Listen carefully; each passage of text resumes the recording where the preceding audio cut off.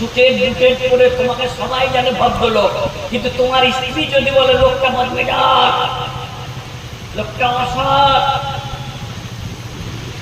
লোকটার ব্যবহার ভালো নয়, মিষ্টভাষী নয়, তাহলে তুমি খারাপ লোক। যার বউ বাচ্চা বলবে ভালো, সেই হচ্ছে প্রকৃত ভালো, সেই হচ্ছে প্রকৃত ভালো লোক।